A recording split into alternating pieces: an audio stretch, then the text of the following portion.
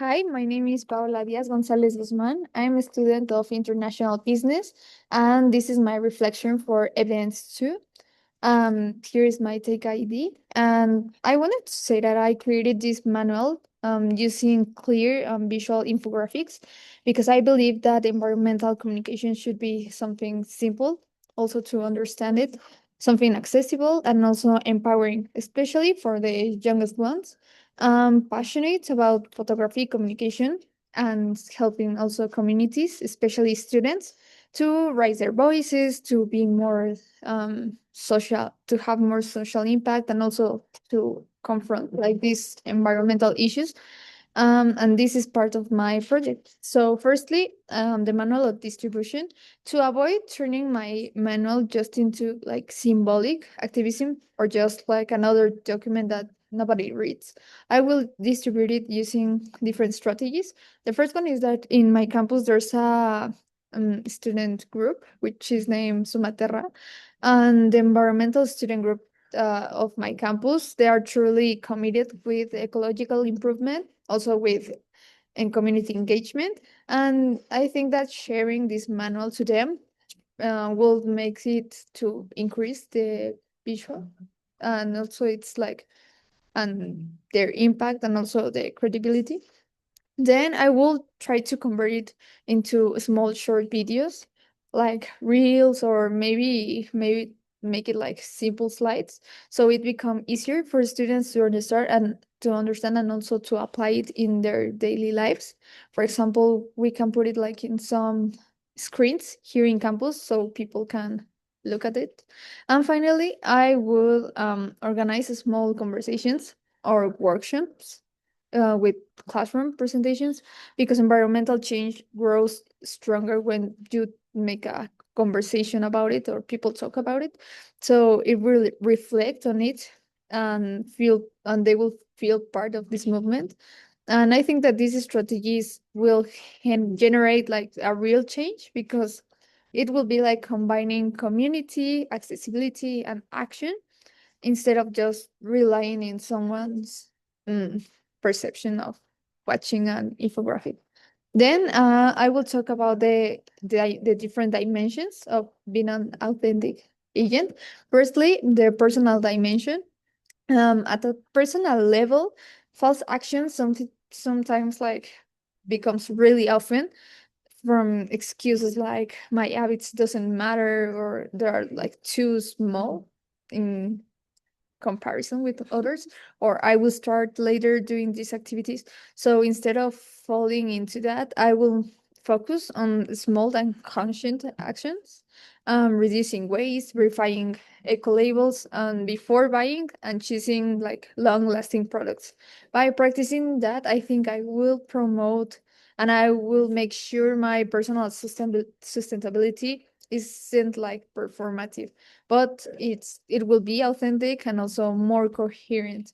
Then I will talk about the second dimension, which is the citizen one.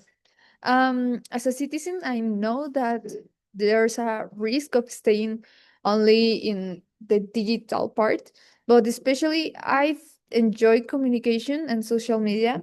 I truly transformative participation goes beyond just sharing posts.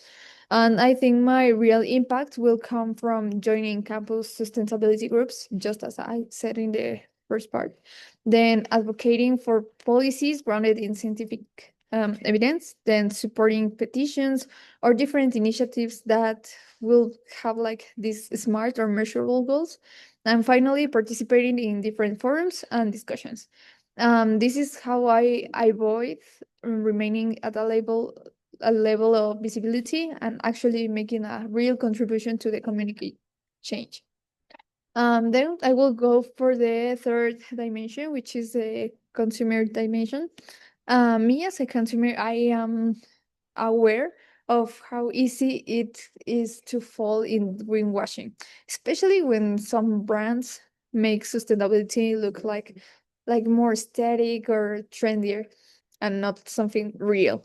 To act currently, I will follow some criteria. For example, I think I will be with more transparency. I would choose brands that actually demonstrate or publish real data about how they apply more this sustainability than necessity.